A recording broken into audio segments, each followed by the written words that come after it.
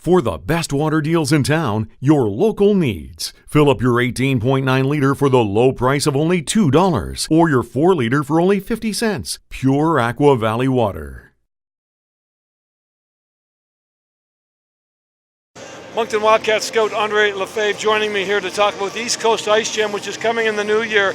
It'll be here soon enough, Andre, but tell us a little bit about this tournament from a scout's perspective, how important it is on the schedule.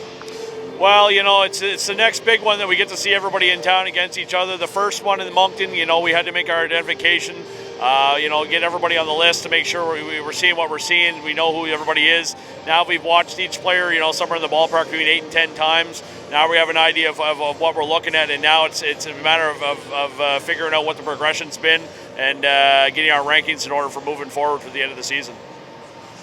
The tournament itself, again, teams from across the region. You'll be seeing some teams perhaps for a first time. Is that possible? Yeah, you know what? I did see the schedule. I did notice that the team like QMJHL is now in the tournament this year. That'll be, for some guys, it'd probably be the first time they've seen him, especially from the guys that are from away. But it's one of those things that, again, you want to make sure you're not missing anybody. You want to make sure that you're seeing what you're seeing, and you have an idea of again, where the progression's going and where it's heading for the end of the season.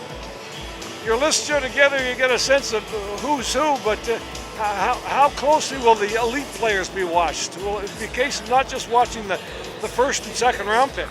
Yeah, there's no question we're going to keep an eye on all those guys. Everybody's got their own lists on who their guys are that they think are what their ranking should be.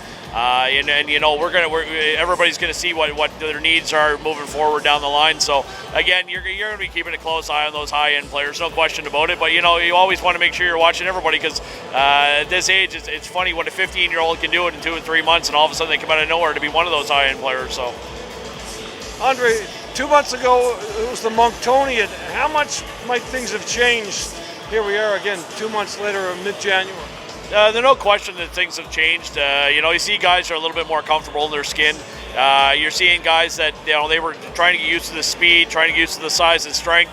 Now you can see guys are a little bit more used to it. Some have progressed and really jumped into the foray with the whole thing. Other guys, they're still you're waiting to see some more. You're waiting to see if they're going to take that next step in the progression. And again, with 15, 16-year-old hockey players, things can change on a dime. So that's why we're always trying to make sure you're seeing guys in every situation possible in order to get the best read on them. The format is very good. I like it how everyone on Saturday, basically, pretty much every team gets another opportunity to play a game. And you look at us last year, we were the 16th seed, and we played the Charlottetown Pride, and they were the first seed. And, we just went in, and we ended up winning the game in a shootout. It was pretty cool game. I'll never forget it because I remember when we got in the shootout, I think everyone in the arena came to that rink watching the shootout, and the boys were pumped, and we won it in the shootout. So it was a pretty cool, and it's great exposure for the kids too. Yeah, we've had a lot of success, John. Back-to-back champs, 2017 and 18. Coach Nick MacNeil was here for the second one, which is great. Lots of great memories with the boys and the coaching staffs from over the years, but a great opportunity for the boys, to get a second glance, I think, by Central Scouting and the crew to, maybe get noticed in the second half of the season. We talked about it in the Monctonian. It seems like you don't see a lot of games that are control or high-scoring games in these tournaments. It seems like everybody raises their levels because who's watching, or everybody has a little bit of pride going away to a tournament where you go in with a fresh record, and everybody just raises their game. So I think it's a really good experience, not just from an evaluation and exposure standpoint, but from measuring stick with the rest of the Atlantic Canada, and from a competitive standpoint. These events are great for us and great for the league.